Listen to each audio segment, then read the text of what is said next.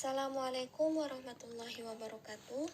Alhamdulillahirrabbilalamin. Assalatu wassalamu ala ashrafil anbiya'i wal mursalin Sayyidina wa maulana Muhammadin wa ala alihi wa sahbihi ajma'in, amma ba'du.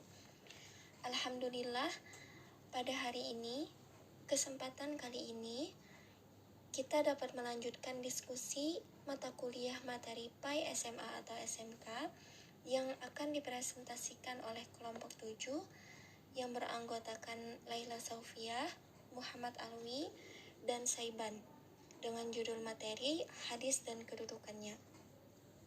Oke, langsung saja kita masuki pembahasan.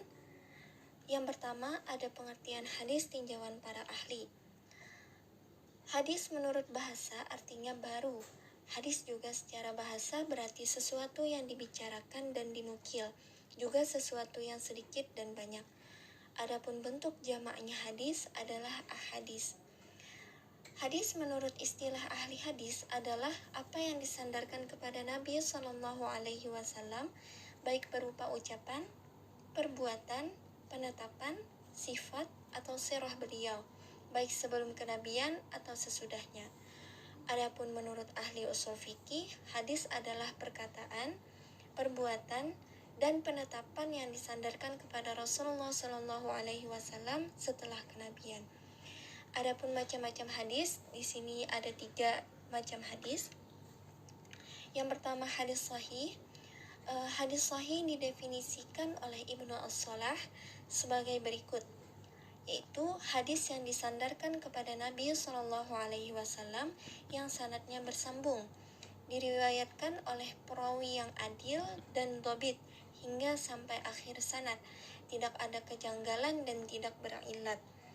Yang kedua, hadis hasan dapat difahami bahwa hadis hasan tidak memperlihatkan kelemahan dalam sanadnya kurang kesempurnaan hafalannya. Di samping itu pula, hadis hasan hampir sama dengan hadis sahih. Perbedaannya hanya mengenai hafalan, di mana hadis hasan rawinya tidak kuat hafalannya. Yang ketiga, hadis dhaif. Hadis yang di dalamnya tidak terdapat syarat-syarat hadis sahih dan syarat-syarat hadis hasan. Baik, selanjutnya akan dilanjutkan oleh saudara Muhammad Alwi. Bismillahirrahmanirrahim. Baik, di sini saya akan menjelaskan tentang kedudukan hadis dalam hukum Islam. Kedudukan hadis Nabi sebagai sumber otoritatif ajaran Islam yang kedua telah diterima oleh hampir seluruh ulama dan umat Islam, tidak saja di kalangan Sunni, tapi juga di kalangan Syiah dan aliran Islam lainnya. Legitimasi otoritas ini tidak diraih dari pengakuan komunitas Muslim terhadap Nabi sebagai orang yang berkuasa, tapi diperoleh melalui kehendak ilahiyah. Oleh karena itu, segala perkataan, perbuatan, dan takdir beliau dijadikan pedoman dan panutan oleh umat Islam dalam kehidupan sehari-hari. Terlebih-lebih jika diyakini bahwa Nabi selalu mendapat tuntunan wahyu, sehingga apa saja yang berkenan dengan beliau pasti membawa jaminan teologis. Bismillahirrahmanirrahim. Baiklah, di sini saya akan menjelaskan tentang hadis yang pertama. Salah satu upaya ulama dalam membuat semacam tuntunan dan mentradisikan tuntunan tersebut adalah mengawali dan mengajari hadis dengan hadis yang disebut musalsal bil awaliyah. Dalam istilah ilmu hadis, musalsal adalah hadis yang disampaikan para perawi secara berurutan dan sama dalam keadaan dan situasi tertentu, baik secara perbuatan maupun perkataan.